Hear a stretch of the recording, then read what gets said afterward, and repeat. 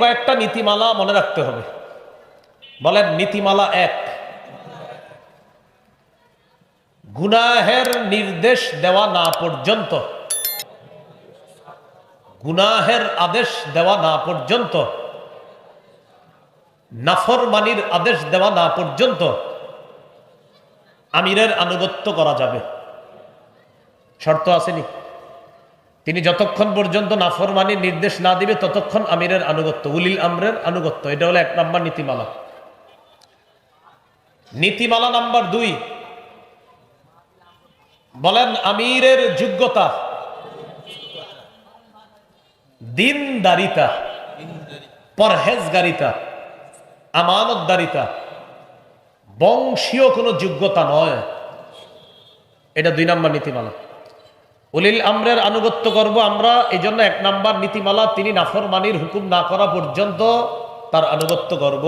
2 নম্বর নীতিমালা, তার যোগ্যতা, এটা হলো দিনদারিতা, পরহেজগারিতা, আল্লাহ ভীরুতা, কোনো বংশীয় যোগ্যতা না। এটা হলো 2 নম্বর নীতিমালা। নীতিমালা নাম্বার 3, সেটা হলো নিষিদ্ধ কোনো বিষয়ে অন্ধ অনুকরণ করা যাবে না। এটা 3 নাম্বার। বলেন অন্ধ অনুকরণ করা যাবে না। এই 3টা নীতিমালা উলিল আমরের আনুগত্য করার ক্ষেত্রে 3 নীতিমালা মনে রাখতে হবে। 1, শাসক বা আমির বা দায়িত্বশীলের আনুগত্য করার 1 নাম্বার মৌলিক নীতিমালা হলো তিনি নাফরমানির আদেশ না দেওয়া পর্যন্ত তার আনুগত্য করা যাবে। 2 নাম্বার নীতিমালা, তার যোগ্যতা হবে পরহেজগারিতা, দিনদারিতা, আল্লাহ ভীরুতা, তাকওয়া অবলম্বন, কোনো বংশীয় যোগ্যতা না। 3 নাম্বার, অন্ধ অনুকরণ করা যাবে না। এটা হলো 3টা মৌলিক নীতিমালা। নীতিমালা নাম্বার 1, নাফরমানির ক্ষেত্রে তার আনুগত্য করা যাবে না। এই ব্যাপারে একটি হাদিস শুনেন, সহিহ বুখারীর বর্ণনা, 7144 নম্বর হাদিস। হাদিসের বর্ণনাকারী আব্দুল্লাহ ইবনে মাসউদ রাদিয়াল্লাহু তাআলা, তিনি বলেন, আন আব্দুল্লাহ আনিন নবী সাল্লাল্লাহু আলাইহি ওয়াসাল্লাম قال السمع والطاعة على المرء المسلم فيما أحب وكره ما لم يؤمر بمعصية فإذا أمر بمعصية فلا سمع ولا طاعة। নবীজি বলেন আস-সামউ ওয়াত তাআ আলাল মারইল মুসলিমি ফিমা আহাব্বা ওয়া কারিহা।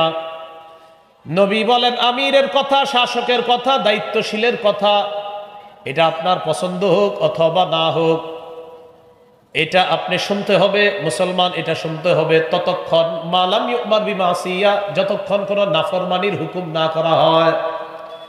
নাফরমানির হুকুম যদি না হয়, সেক্ষেত্রে আমির যদি এমন কথা বলে যেটা আমার পছন্দ হচ্ছে না, সেটাও মানতে হবে, আমার পছন্দ হচ্ছে সেটাও মানতে হবে, কিন্তু সেটা নাফরমানির হুকুম যদি না হয়। হইতে পারে একটা কথা বলছে আপনারে যেটা শরীয়তে জায়েজ, কিন্তু আপনার মনে হইতেছে আমার ভালো লাগতেছে না, এটা আপনার মানতে হবে। তাহলে কি বললাম? নাফরমানির হুকুম না করা পর্যন্ত আপনার মনোভূত হোক বা না হোক, আমিরের কথা, শাসকের কথা, দায়িত্বশীলের কথা মানতে হবে, যতক্ষণ তিনি নাফরমানির হুকুম না করেন। ফাইদা উমিরা বিমাসিয়া, যখন কোন নাফরমানির হুকুম করা হয়, ফালা সামআ, কথা শোনাও যাবে না, ওয়ালা তাআতা, আনুগত্য করা যাবে না। বুঝাইছেন? ইতাআত খালি বললে হবে না। ফাইদা উমিরা বিমাসিয়া, যদি নাফরমানির হুকুম করা হয়, ফালা সামআ, তার কথা শোনাও যাবে না, ওয়ালা তাআতা, তার আনুগত্য করাও যাবে না। কথা বুঝেছেন? কথা যেটা বললাম, এটা কি আমার কথা না হাদিসের কথা? আল্লাহ মনে রাইখা সামনের দিকে চলার তৌফিক দান করেন। এই একটা দৃষ্টান্ত দিলাম যে নিঃশর্তভাবে আমির মানা যাবে না, শাসক মানা যাবে না, দায়িত্বশীল মানা যাবে না, নিঃশর্তভাবে শুধু আল্লাহকে মানবো, রসুলকে মানবো। আর একটা দৃষ্টান্ত নেন, সহিহ বুখারীর বর্ণনা, 4343 নম্বর হাদিস। এই হাদিসের বর্ণনাকারী আলী রাদিয়াল্লাহু তাআলা আনহু, তিনি বলেন, عن علي بن أبي طالب رضي الله تعالى عنه بعث النبي صلى الله عليه وسلم سريا। রাসূলুল্লাহ সাল্লাল্লাহু আলাইহি সাল্লাম একটা সেনাবাহিনী প্রেরণ করলেন। ওয়াস্তা'মালা আলাইহিম রাজুলাম মিনাল আনসার, এক আনসারি সাহাবীকে সেনাপতি নিযুক্ত করলেন। তাহলে সেনাবাহিনীর সেনাপতি বানাইলেন একজন আনসারি সাহাবী। বাস, দল চলে গেল। যাওয়ার পর মন দিয়ে শুনেন, ফাগাদিবা, সেনাপতি হঠাৎ তার বাহিনীর উপর কোনো কারণে রাগ করছে। আনসারিকে আল্লাহ রসুল সেনাপতি বানাইলেন, সেনাপতি কোনো কারণে সেনাবাহিনীর উপর রাগ করছে, আপনার ময়দানে গিয়ে রাগ করছে। রাগ করার পর সেনাপতি তাদেরকে বললেন, শোনো তোমরা,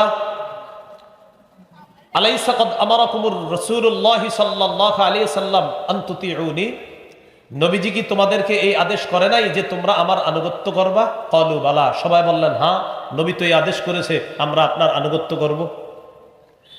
এরপরে ওই সেনাপতি বললেন কি, এক কাজ করো, ইজমাউলি হাতবা, তোমরা লাকড়ি সংগ্রহ করো। তাহলে সেনাপতি রাগান্বিত হয়ে সেনাবাহিনীকে বলল, নবী কি তোমাদেরকে বলে নাই আমার আনুগত্য করার জন্য? সেনাবাহিনীর সবাই বলল হ্যাঁ, নবী বলেছেন আপনার আনুগত্য করতে। সেনাপতি বললেন, ইজমাউলি হাতবা, তোমরা কিছু লাকড়ি সংগ্রহ করে নিয়ে আস। ফাজামাউ, তারা লাকড়ি সংগ্রহ করে নিয়ে আসছে। লাকড়ি সংগ্রহ করে নিয়ে আসার পর, ভাই ভাই এদিক থাকার মন দিয়ে, খুব গুরুত্বপূর্ণ কথা এইটা আপনারা মন দিয়ে শোনেন, মুখস্থ রাখতে হবে এই কথাটা। আপনারা কথায় কথায় উলামায়ে কেরামের দোষ ধরেন, এদের মন দিয়ে শোনেন কথাটা। সেনাপতি বললেন লাকড়ি সংগ্রহ করো। ফাজামাউ, সেনাবাহিনীর সবাই লাকড়ি সংগ্রহ করছে। লাকড়ি সংগ্রহ করার পর সেনাপতি আমির সাহেব বললেন, আউকিদু নারা, এই লাকড়িগুলোতে আগুন ধরায় দাও। ফাআউকাদুহা, সেনাবাহিনী লাকড়িগুলার মধ্যে আগুন ধরিয়ে দিচ্ছে। আগুন ধরিয়ে দেওয়ার পর এবার সেনাপতি বললেন, উদখুলুহা, তোমরা সবাই এই আগুনের মধ্যে ঝাঁপ দাও। কোথায় ঝাঁপ দাও? আগুনে ঝাঁপ দাও সবাই।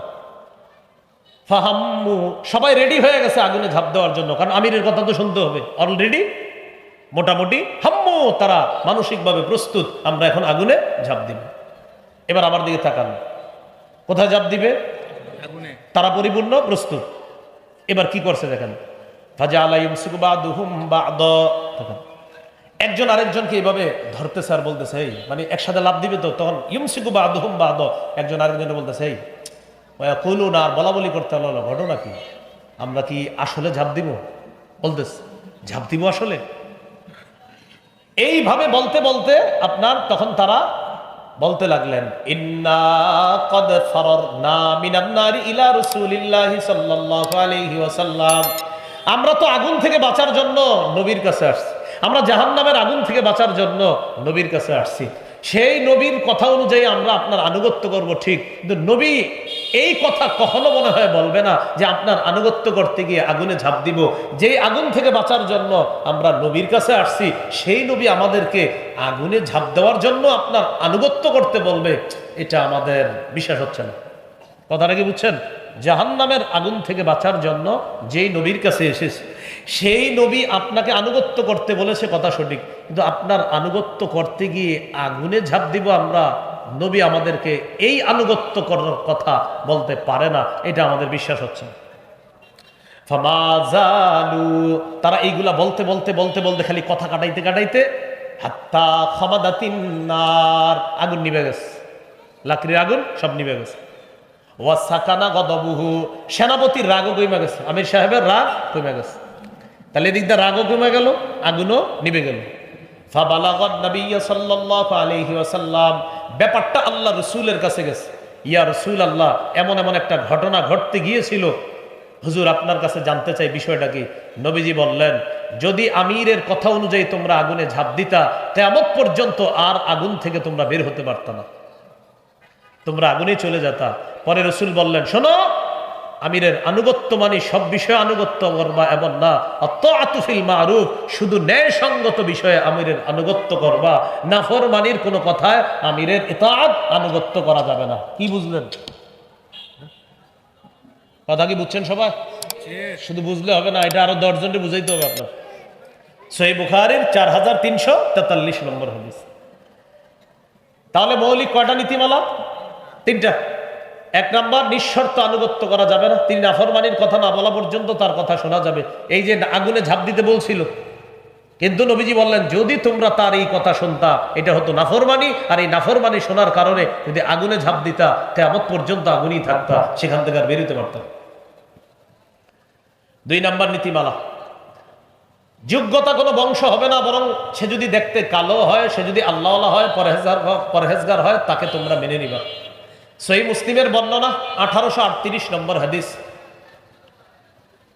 ইয়াহইয়া ইবনে হুসাইন রাহমাতুল্লাহি আলাইহি বলেন, সামিআতু জাদ্দাতি তুহাদ্দিসু আন্নাহা সামিআতিন নবী সাল্লাল্লাহু আলাইহি সাল্লাম, আমি আমার দাদিকে বলতে শুনেছি, আমার দাদি বলেন রাসূল সাল্লাল্লাহু আলাইহি সাল্লাম বিদায় হজের ভাষণে খুতবা দেওয়াকালীন বলেছেন, ইয়াখতুবু ফি হাজ্জাতিল ওয়াদা, বিদায় হজের সময় তিনি খুতবার সময় বলেছেন, শোনো, ওয়ালাবিস্তুমিলা আলাইকুম আব্দুন, তোমাদের কোনো দায়িত্বে যদি কোনো গোলামকেও দেওয়া হয়, তোমাদের দায়িত্ব ভার যদি কোনো গোলামকে দেওয়া হয়, তোমাদের দায়িত্ব ভার যদি কোনো গোলামকেও দেওয়া হয়, মুসলিমের অন্য বর্ণনা আসছে উদ্দেশ্য হলো আসওয়াদ, কোনো কালো গোলামকেও যদি দেওয়া হয়, ইয়াকুদুকুম বিকিতাবিল্লাহ, যেই কালো গোলাম আল্লাহর কিতাব অনুযায়ী ফয়সালা করে, রাসূলের সুন্নাহ অনুযায়ী ফয়সালা করে, ফাসমাউ লাহু, সেই কালো গোলাম, কালো শাসক, কালো দায়িত্বশীলের কথা তোমরা কান দিয়ে শোনো, ও আতিউ, তার কথা তোমরা মেনে নাও।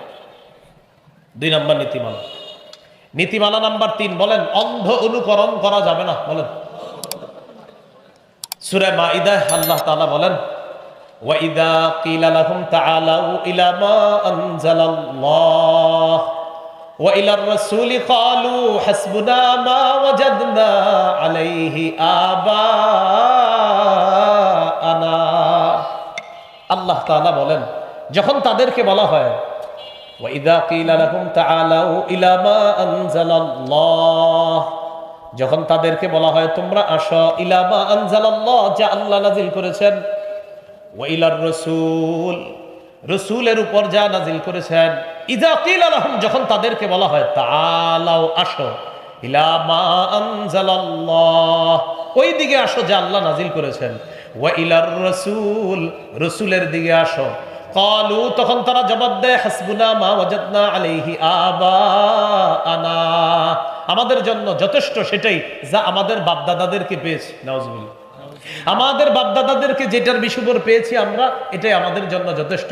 সূরা মাইদা 104 নম্বর আয়াত, 6 নম্বর পারা, 4 নম্বর পৃষ্ঠা, না 7 নম্বর পারা, 4 নম্বর পৃষ্ঠা, হাফিজ কোরআন মাজিদ অনুযায়ী একদম শুরু আয়াতটা, সূরা মাইদার 104 নম্বর আয়াত। ওয়া ইযা কিলা লাহুম তাআলাউ ইলা মা আনজালাল্লাহ, যখন তাদেরকে বলা হয় আসো, ইলা মা আনজালাল্লাহ, সেদিকে আসো যা আল্লাহ নাজিল করেছেন, ওয়া ইলার রাসূল, রাসূলের দিকে আসো, ক্বালু, তখন তারা বলে, হাসবুনা মা ওয়াজাদনা আলাইহি আবাআনা, আমাদের বাপ দাদাদেরকে যেই কাজে পাইছি এটাই আমাদের জন্য যথেষ্ট। আল্লাহ তাআলা বলেন, আওয়ালাউ কানা আবাউহুম লা ইয়ালামুনা শাইআও ওয়া লা ইয়াহতাদুন, তাদের বাপদাদারা যদি না জানে, তাদের বাপদাদা যদি হেদায়েত না পায়, তাহলেও কি তাদেরকে অনুসরণ করবে তারা? এটা কেমন কথা? তাহলে বলেন তো, বাপ দাদা হেদায়েতের উপর না থাকলে তাদের অনুসরণ করা যাবে? আরো জোরে বলেন। তাহলে আমি যার অনুসরণ করি, উলামায়ে কেরাম যদি বলে তিনি গোমরা, তিনি পথভ্রষ্ট, তার অনুসরণ করা যাবে? বুঝছে না, না বুঝছে? আল্লাহ আমাদেরকে কথাগুলো বুঝার তৌফিক দান করেন। মনে আসেনি কোথায় আছি আমরা? ভুলে গেছি। পানি যারা পান করবে আমি তালুতের সাথে, তারা থাকবে না। পানি যারা না পান করবে তারা আমার সাথে থাকবে। এখানে আল্লাহ পরীক্ষা নিবে আমিরের কথা কতটুকু মানা যায়। সে আমিরের কথা মানতে গিয়ে বললাম, আমিরের কথা নিঃশর্তভাবে মানা যাবে না, মানতে হবে আল্লাহকে নিঃশর্ত, রসুলকে নিঃশর্ত, আমিরকে শর্ত সহ মানতে হবে। তো যাই হোক, তারা নদী পাড়ি দিচ্ছে। ফাশারিবু মিনহু ইল্লা কালিলাম মিনহু, নদী পাড়ি দেওয়ার সময় সামান্য কিছু মানুষ ছাড়া, মুজাহিদ ছাড়া সবাই পানি পান করছে। ফালাম্মা জাওয়াজাহু হুয়া ওয়াল্লাযীনা আমানু মাআ, তালুত এবং তার সাথে ঈমানদার যারা, তারা যখন নদী পাড়ি দিয়ে ওপারে চলে যায়, ক্বালু লা তাকাতা লানাল ইয়াওমা বিজালুতা ওয়া জুনুদি, মুজাহিদ বাহিনী বলতে লাগলেন, লা তাকাতা লানাল ইয়াওম, আজ আমাদের কোনো শক্তি নাই, বিজালুতা ওয়া জুনুদি, জালুতের সাথে লড়াই করার কোনো শক্তি নাই, ওয়া জুনুদিহি, তার সেনাবাহিনীর সাথে লড়াই করার কোনো শক্তি নাই। এটা মুজাহিদরা প্রথমে বললেন।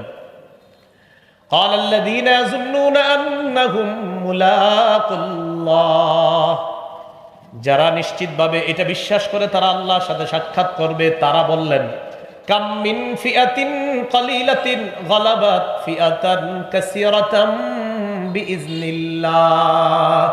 যারা আল্লাহর সাথে সাক্ষাৎ করবে এই বিশ্বাস যাদের আছে তারা বললেন কত ছোট বাহিনী আল্লাহর হুকুমে বড় বাহিনীকে পরাজিত করেছে। আমরা আশাবাদী, আমরা ছোট দল হলেও ইনশাল্লাহ আল্লাহর যদি হুকুম থাকে, সাহায্য থাকে, আমরাই বিজয় লাভ করব। বদরের বাহিনী, বদরে রাসূল সাল্লাল্লাহু আলাইহি সাল্লামকে আল্লাহ বিজয় দান করছেন না? এরপরে আল্লাহ তাআলা বলেন ওয়াল্লাহু মা'আস সাবিরিন। যারা ধৈর্যশীল, যারা সবর অবলম্বন করবে, জিহাদের ময়দানে যারা ধৈর্য ধরতে পারবে, আল্লাহ তাদের সাথে আছে। বাস চলে গেল, জিহাদ শুরু হবে এবার। ওয়ালাম্মা বারাজু লিজালুত ওয়া জুনুদিহি ক্বালু রব্বানা আফরিগ আলাইনা সাবরা। ওয়ালাম্মা বারাজু লিজালুত ওয়া জুনুদিহি, তালুত বাহিনী যখন জালুত বাহিনীর সাথে লড়াইয়ে মুখোমুখি হয়ে গেল, ক্বালু রব্বানা আফরিগ আলাইনা সাবরা। মুজাহিদরা দোয়া করলেন আল্লাহ আমাদেরকে আপনি ধৈর্য দান করেন, আমাদের উপর আপনি ধৈর্য ঢেলে দেন। আফরিক ঢেলে দেওয়া, ধৈর্য ঢেলে দেন। ওয়াসাব্বিত আকদামানা, আমাদের পাগুলা আপনি মজবুত রাখেন জিহাদের ময়দানে। ওয়ানসুরনা আলাল কওমিল কাফিরিন, কাফেরদের বিরুদ্ধে আমাদেরকে আপনি সাহায্য করেন। ফাহাজামুহুম বিইজনিল্লাহ, ফাহাজামুহুম বিইজনিল্লাহ। আল্লাহর হুকুমে তালুত বাহিনী জালুত বাহিনীকে পরাজিত করে দিল।